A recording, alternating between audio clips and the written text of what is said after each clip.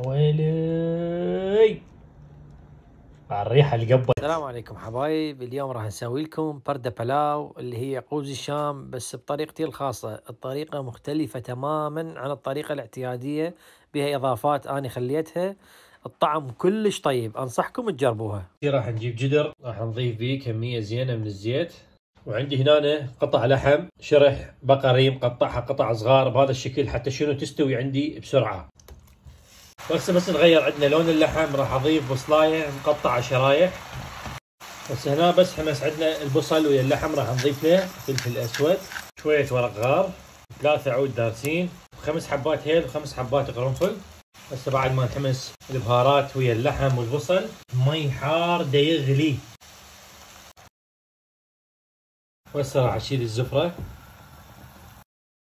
وهسه هنا بعد ما شلنا من عند الزفرة، هسه راح اغطيه واتركه على نار ناصية الى ان يستوي عندي اللحم. هاي هنا بعد ما استوى عندنا اللحم، الملح حسب الرغبة. هسه راح اتركه يفور فسفورة فورتين، يعني حسب 5 دقائق ويكون جاهز. واضيف فيه كمية زينة من الزيت، شعرية هذه حسب الرغبة. هسه بس صارت عندنا الشعرية بهذا الشكل، راح اضيف لها شوية من مي اللحم. هسه هنا بس استوت عندي الشعرية راح اشيلها. وهسه نفس الجدر راح اخلي بيه شوية زيت اللحم. وهسه راح اضيف وياه جزر مسلوق ومقطع وشوية بازاليا، رشة ملح خفيفة. هسه بس نحمسه، وعندي راح اضيف الشعرية من جديد ارجعها. هسه هنا عندي ملعقة صغيرة هيل مطحون، وملعقة وسط 7 بهارات، هذه هم حسب الرغبة، اللي يحب يحط كبابة هم اوكي. هسه راح اتركهم حسب الدقيقتين بس، شي اذا بطعمه على شي وينحمسون حمسة بسيطة. هسه راح افرغها بماعون، شوية زيت. عندي هنا نص بصلاية صغيرة مفرومة ناعم. هسه هنا بس حمس عندي البصل، ربع ملعقة صغيرة صبغة اللوزينة. وهسه هنا عندي قلاصين ونص رز بسمتي منقوع قبل بنص ساعة. مي اللحم اللي سلقت بيه اللحم صفيته من البهارات، راح اضيفه هو والبصل مالته.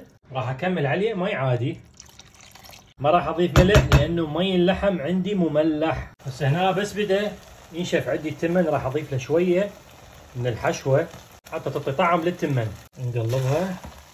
هسه ننصي عليها النار ونغطيها ونتركها لمدة ربع ساعة إلى ثلث ساعة يكون جاهز عندنا التمن. راح نحتاج أي كاسة متوفرة عندكم بالبيت. هذا عجينة البورق، عجينة خفيفة كلش بس على كيف، لأنه رقيق وما يتحمل ينشق بسرعة. أنا قصقصتهن لا على التعيين، يعني شوية لحم شوية من الخلطة مالتنا. أنا هسه قاعد أحضرهن بين ما يستوي عندي التمن، ونكمل الباقيات بنفس الطريقة.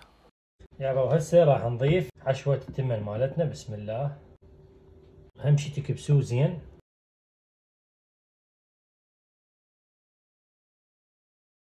وهسه راح نغطيهن. بسم الله.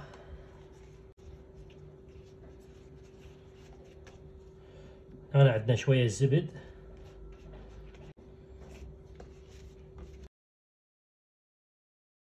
نجيب الصينية اللي راح نشتغل بيها.